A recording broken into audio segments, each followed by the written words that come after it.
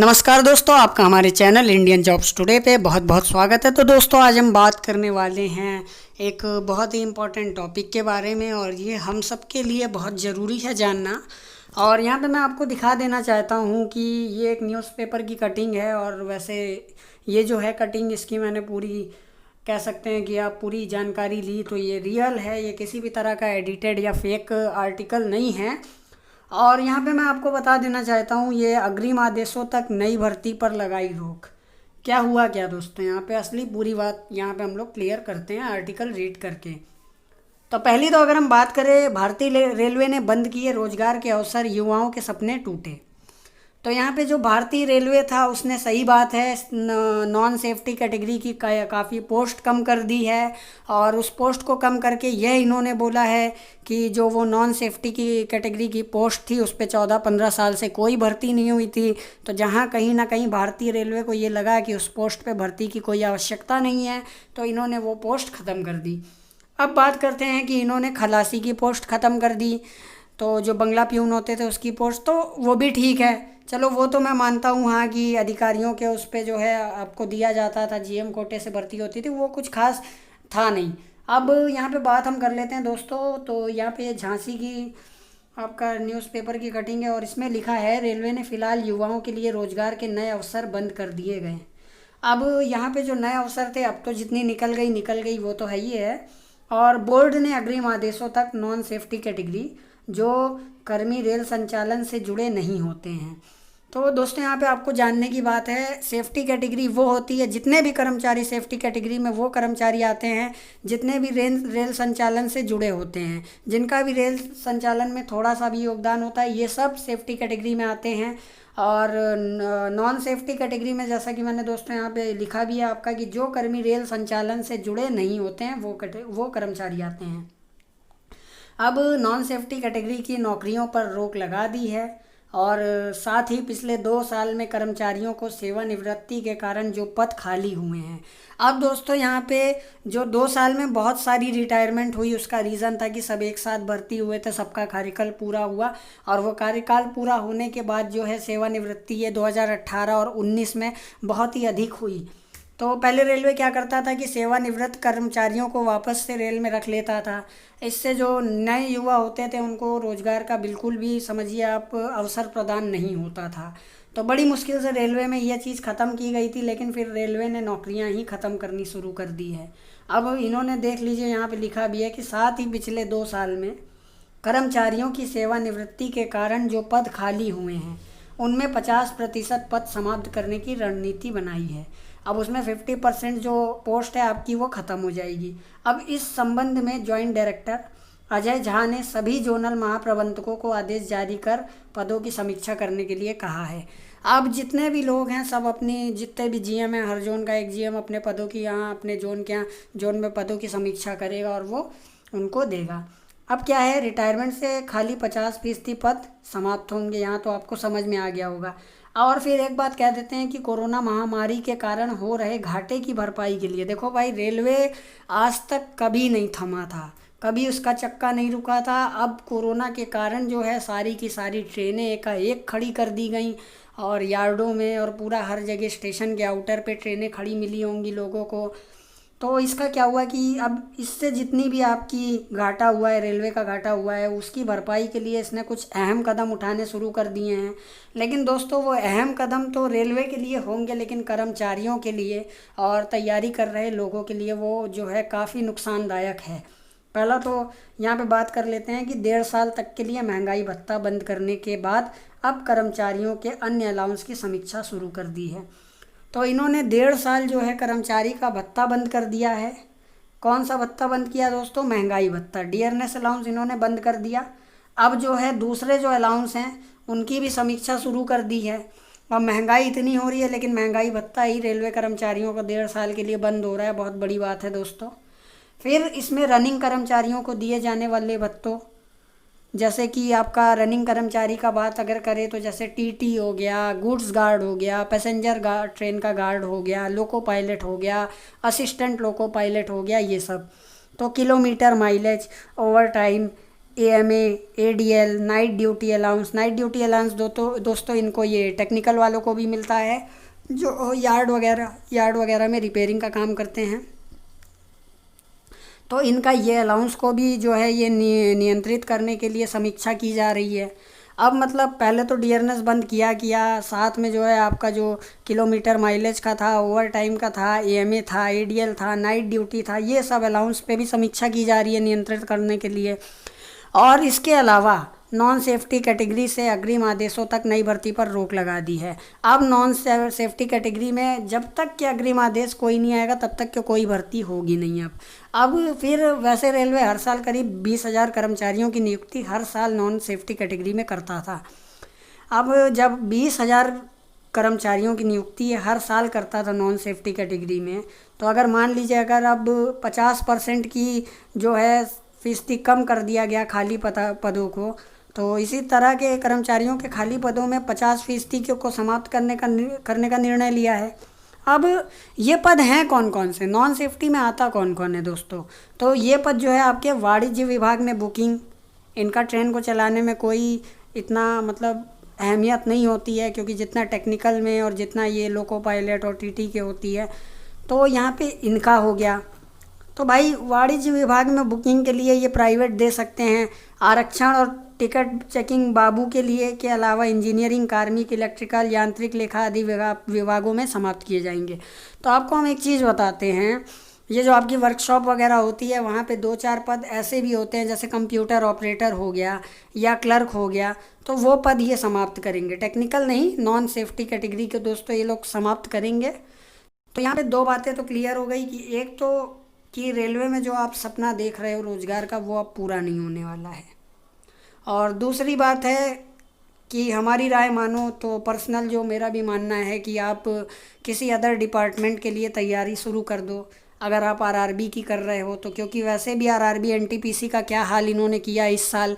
पहले तो ये वैकेंसी लाए, फिर इन्होंने पद को जो है डिक्रीज़ भी कर दिया पोस्ट को। और यही हाल अगर हम देखा जाए तो DMRC Delhi metro rail corporation में हुआ। टोटल 12 सीट थी आपकी, 18 सीट थी सॉरी। और दोस्तों 18 सीट में इन्होंने किया क्या?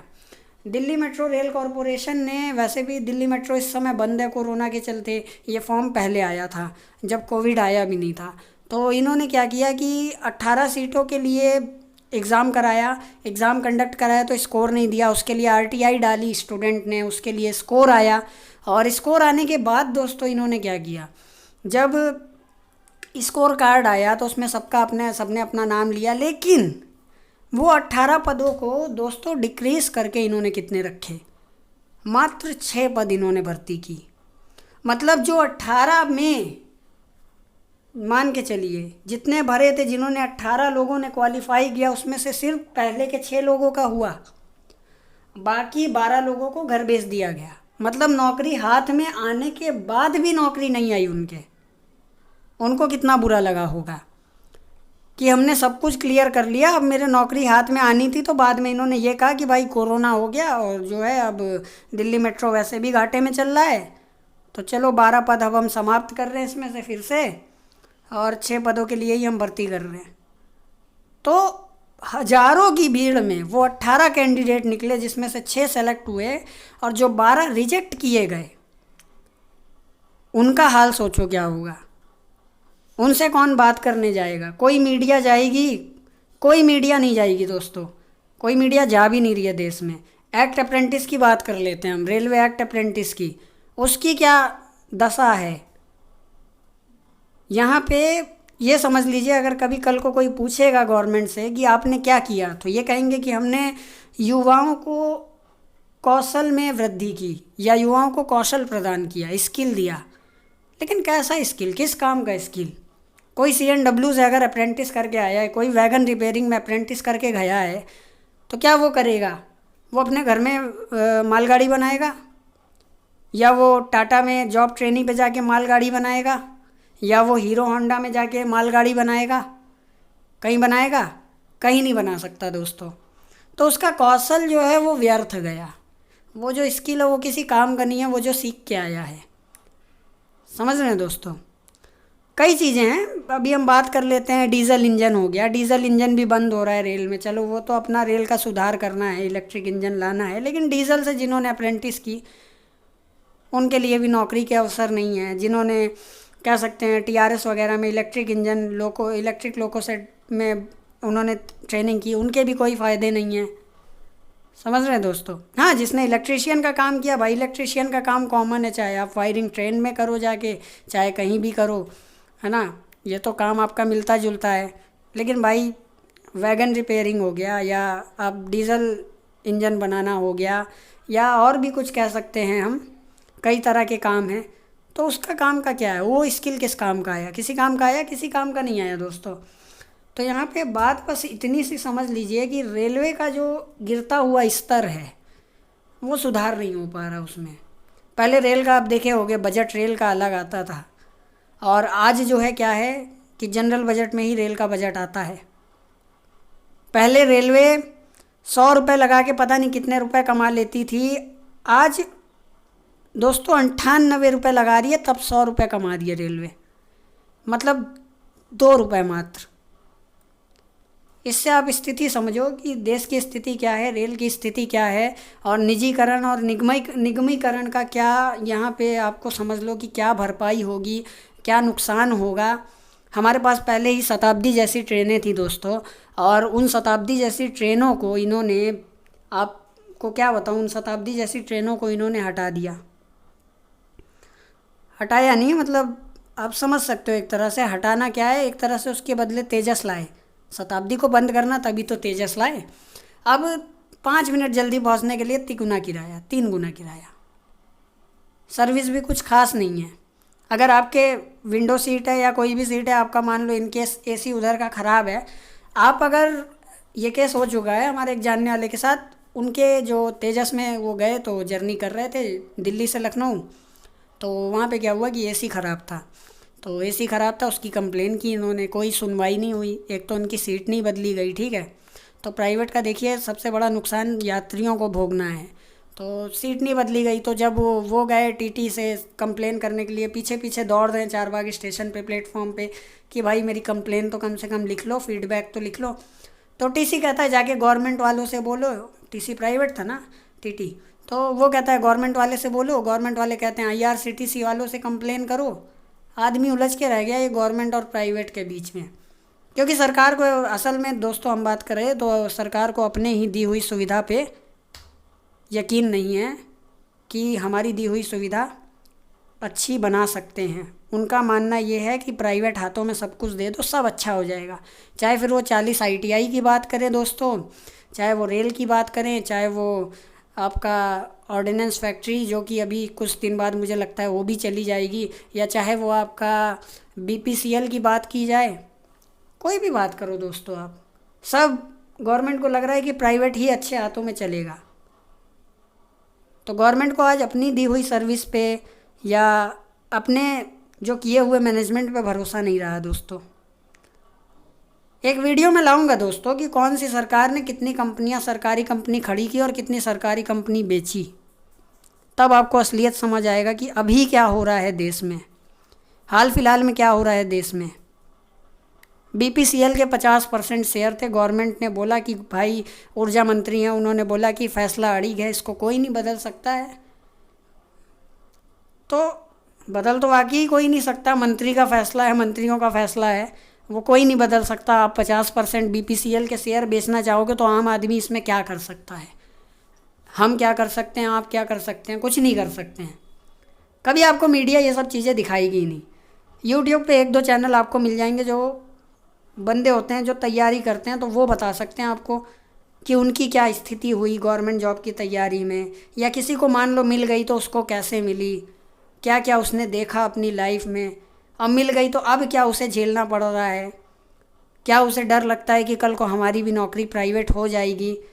मैं मानता हूँ गवर्नमेंट सबको सरकारी नहीं दे सकती है, इनकेस चलो फिर इनकम यूटिलाइजेशन ही कर दो आप, वो भी तो नहीं कर रहे हो, आप कुछ भी तो नहीं कर रहे हो। तो दोस्तों बस इतनी सी बात है। अभी अगर आगे मैं एक दो वीडियो ऐसे लाऊंगा कि कितनी कंपनियां वगैरह आपकी गवर्नमेंट ने खड़ी की है, कितनी बेची हैं। सरकारी की बात सिर्फ करेंगे दोस्तों, उसमें ना अर्ध सरकारी की मैं बात करने वाला हूँ और ना आपकी जो है प्राइवेट की बात करने वाला हूँ, ठीक है। तो दोस्तों अगर आपको ये वीडियो अच्छी लगी हो तो वीडियो को लाइक कीजिएगा, चैनल को सब्सक्राइब कीजिएगा। हम आगे आपके लिए ऐसे ही अच्छे अच्छे वीडियोज़ लाते रहेंगे।